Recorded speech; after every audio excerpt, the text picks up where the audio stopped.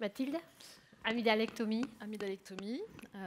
Merci déjà aux organisateurs de cette SFAR en région à Bordeaux de m'avoir proposé ce vrai challenge, parce que c'est un challenge aussi pour moi. Amydalectomie, opérée en programmé et en urgence en 10 minutes. Merci. De rien. On peut avoir juste le topo suivant. Donc effectivement, donc on va aborder ce sujet, puisqu'il faut savoir que l'amydalectomie, c'est une chirurgie extrêmement pratiquée, que ce soit en CHU, en libéral ou en privé, et surtout hors du CHU, ça on le sait tous. Alors déjà, on parle d'un challenge pour nous, médecins anesthésistes, réanimateurs, mais c'est également aussi un challenge pour les ORL. Pourquoi? Alors il faut savoir qu'il y a des recommandations de la Société française ORL qui sont sorties sur les amydalectomies, d'ailleurs auxquelles a participé l'ASFAR avec Isabelle Constant et Gilles Orliaguet. Et c'est un challenge parce que vous savez que maintenant, la principale indication de ces amydalectomies, c'est le syndrome d'apnée obstructive du sommeil, ça on est bien d'accord.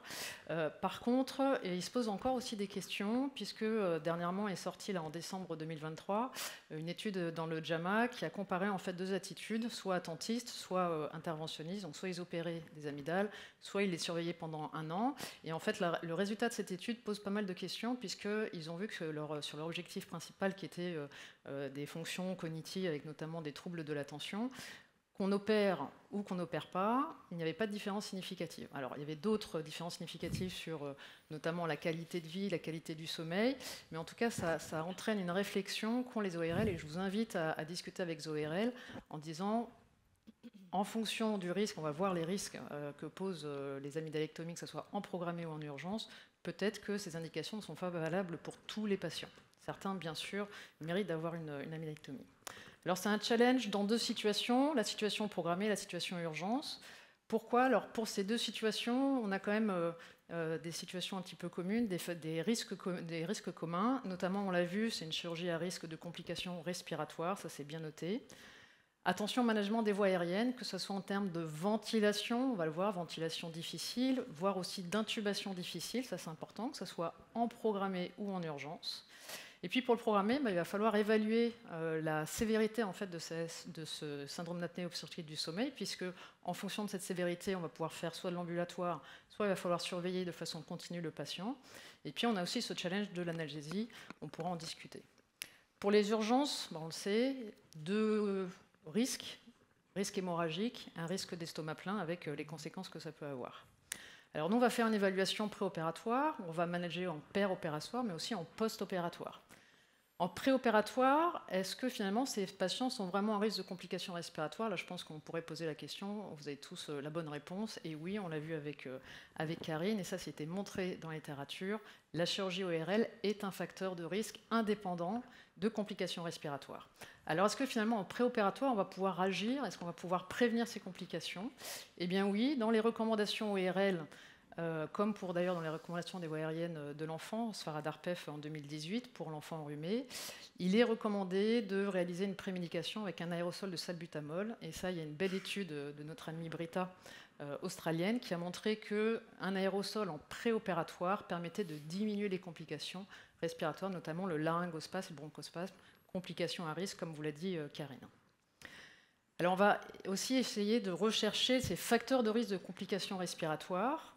Alors on l'a dit, le SAOS sévère, donc, qui est défini chez l'enfant, attention, lors d'une polysomnographie, les seuils ne sont pas les mêmes que chez l'adulte. On parle d'un SAOS sévère lorsque l'index hypopnée-apnée est supérieur à 10 par heure, contrairement à l'adulte. Les moins de 3 ans, on sait qu'ils sont plus à risque. Quand il y a une comorbidité, notamment avec des malformations crânio-faciales ou des voies aériennes, l'obésité morbide, et on sait que ces enfants-là, on va devoir les surveiller et qu'il ne faut pas les mettre en ambulatoire. Lorsque, bien sûr, souvent, en fait, on n'a pas accès à la polysomno, les ORL n'ont pas accès à la polysomno, et d'ailleurs, dans ces recommandations, il n'y a pas de recommandation de polysomnographie, et les recommandations ORL disent qu'il va falloir évaluer de façon clinique, avec, pour déterminer s'il y a une symptomatologie nocturne, avec des apnées, des ronflements ou diurnes. Donc ça, c'est les ORL qui déterminent finalement un petit peu la sévérité du SAOS. Et puis nous, anesthésistes, réanimateurs, on va devoir quand même évaluer est-ce qu'il va y avoir plus de complications respiratoires du fait de ces SOS? Et il y a certains questionnaires qui sont sortis, qui ont été validés. Et notamment dans ces recommandations ORL, ils proposent ce questionnaire qui est relativement simple, c'est le STBUR. C'est un petit peu compliqué à prononcer, mais il est assez simple à faire. Et on sait en fait que lorsqu'on pose des questions aux parents, un score qui est supérieur à 3 est associé à un taux de complications multiplié par 2 ou 3.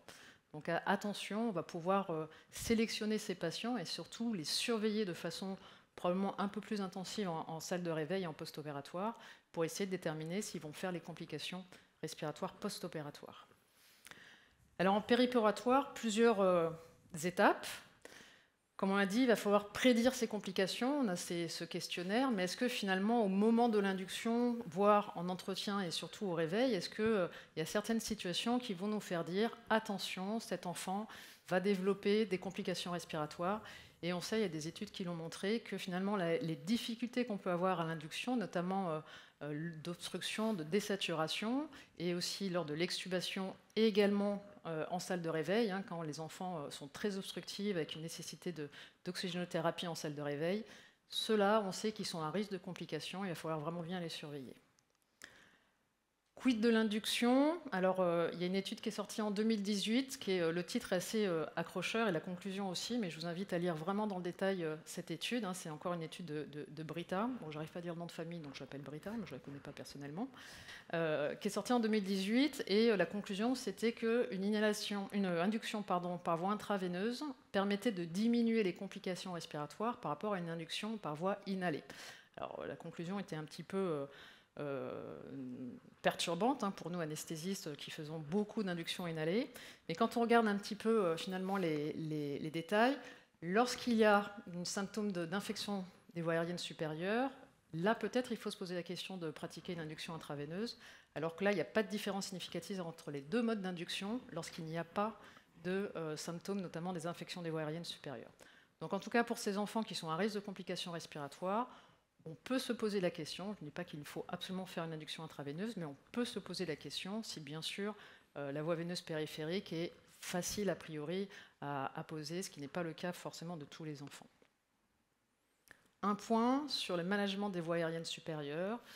Attention, ces enfants peuvent être à risque, rares mais quand même à risque, il faut toujours l'avoir en tête, d'une part de ventilation difficile, mais également d'intubation difficile.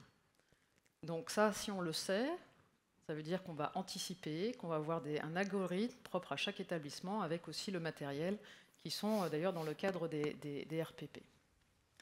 En termes d'analgésie, attention, les enfants qui ont SOS sévère ont une sensibilité particulière aux opioïdes, et notamment, il va falloir diminuer la posologie des opioïdes.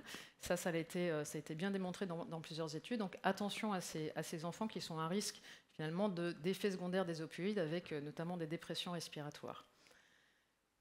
Dans les recos, en tout cas, il est bien clair qu'il faut surveiller, quand vous faites de l'ambulatoire, en tout cas, il faut surveiller ces enfants pendant au moins 6 heures pour justement essayer de diagnostiquer des complications respiratoires et aussi également de diagnostiquer des complications hémorragiques immédiates.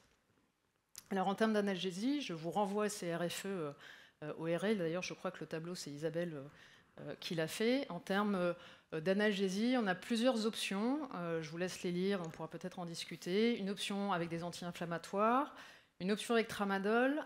Attention, le tramadol, c'est comme la codéine, il y a des métaboliseurs rapides, avec un risque de dépression respiratoire. Donc, si vous décidez pour le tramadol, il est probablement recommandé de faire la première administration à l'hôpital pour voir justement s'il n'y a pas de complications. Option corticoïde et option anti-inflammatoire modifiée. Je vous invite aussi à lire ces guidelines qui sont sortis là en 2021, avec surtout ce qu'il ne faut pas faire. Et notamment, on nous pose beaucoup la question sur l'infiltration des loges amygdaliennes. Là, attention, c'est vraiment à risque. Donc on l'a endormi, on est content, tout s'est bien passé. Et puis malheureusement, on vous rappelle en disant, voilà, il va falloir reprendre cet enfant en urgence. Et là, on commence à être un petit peu plus inquiet, un petit peu plus stressé. Ce qu'il faut savoir en plus, c'est que l'évaluation de l'hémorragie chez l'enfant est assez difficile. Donc, il y a deux types d'hémorragie. Il y a l'hémorragie immédiate, en fait dans les premières 24 heures, mais 80% de ces hémorragies immédiates surviennent dans les 6 heures. C'est pour ça qu'il faut surveiller ces enfants 6 heures. Et il y a cette fameuse chute d'Escar. En fait, c'est l'hémorragie secondaire qui peut survenir, vous voyez, entre J5 et J15, donc on a un delta assez important et qui est plus important par rapport aux hémorragies primaires. C'est la complication la plus fréquente, mais aussi surtout la plus redoutée, puisqu'il peut y avoir quand même des complications qui peuvent être graves. Deux types de situations à risque. L'enfant, il est anémique, il peut être hypovolémique, il peut être en choc hémorragique, et en plus, il a un estomac plein avec un risque d'inhalation. Et surtout, il ne faut pas l'oublier, encore une fois, le management des voies aériennes supérieures. Et là, c'est une situation vraiment à risque, avec un risque d'hypoxie, d'hypoxémie, d'autant plus si l'enfant est anémique, avec un risque d'intubation difficile qui, dans certaines revues de la littérature, se retrouve quand même autour de 3%, sachant que, aussi un critère, ce n'est pas parce que votre enfant a été facile à intuber lors de l'amygdalectomie programmée qu'il va être facile à intuber lors de la reprise hémorragique. En cas d'estomac plein, c'est le risque d'inhalation. Et vous voyez que finalement, dans certaines études, la mortalité est très faible, heureusement. Mais attention, on ne parle pas que de mortalité, il y a des complications respiratoires, et notamment on voit des arrêts cardio-respiratoires d'origine respiratoire, hypoxémique, avec éventuellement des séquelles, notamment neurologiques. Alors, comment fait-on? Il faut anticiper, il faut connaître ces situations. L'ORL doit être en salle, ça c'est vraiment indispensable. Il y a le risque hémorragique, donc là on ne va pas rentrer dans les détails bien sûr. Il faut savoir remplir, il faut connaître les posologies.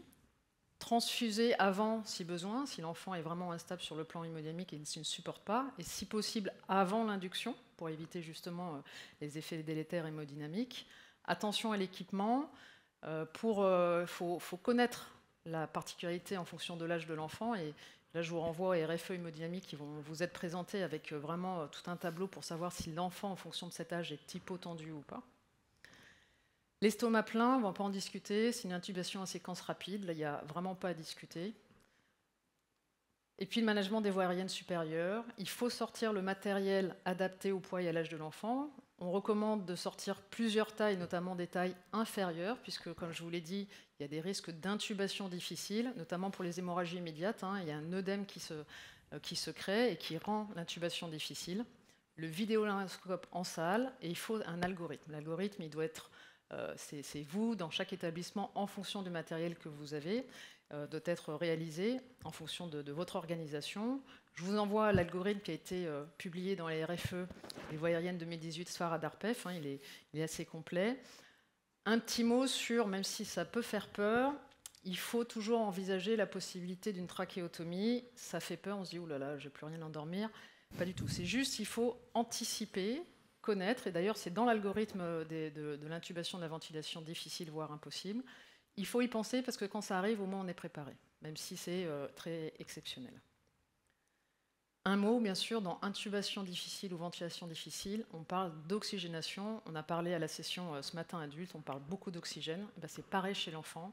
C'est l'oxygène qui va permettre de diminuer ces complications, notamment l'hypoxémie, voire un arrêt cardiaque hypoxique. Donc, oxygénez votre enfant, quel que soit le matériel que vous avez, une petite sonde d'intubation, une tube nasopharyngée, oxygénez votre enfant. Donc finalement, certes, c'est un challenge, ça peut être un challenge, mais finalement, quand on a la connaissance de ces situations, la connaissance des particularités anatomiques et physiologiques et physiopathologiques de l'enfant en fonction de l'âge, ça devient un challenge qui est beaucoup plus abordable. Il faut anticiper. On sait qu'il y a ces deux situations, ces deux types de complications, hémorragiques et respiratoires. Et on a parlé déjà dans les RPP, avec aussi dans les complications respiratoires. Formez-vous, essayez de faire de la simulation, mais ça peut être de la simulation in situ. Vous retrouvez avec vos ORL, avec vos internes, avec vos PH. Vous faites de la simulation, et là, vous allez pouvoir anticiper. Et quand vraiment ces situations un petit peu à risque, qui sont moindres quand même avec les nouvelles techniques chirurgicales, vous allez être déjà beaucoup plus à l'aise. Je vous remercie.